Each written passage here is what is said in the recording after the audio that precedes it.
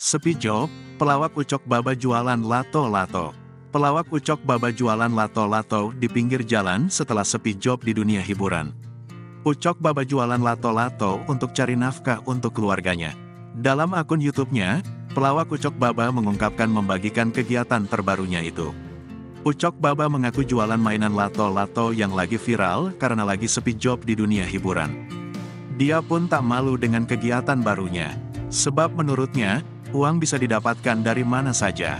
Yang namanya kita cari duit apa aja itu bisa kita lakukan, yang penting kita itu harus kreatif.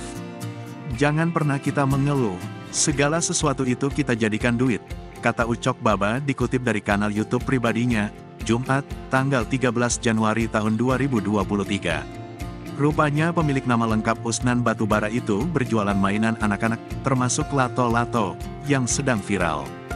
Kita jualan hari ini, apa sih yang nggak jadi duit kalau kita mau, apalagi zaman sekarang, ini lato-lato. Ini laris ini yang sekarang, jelasnya.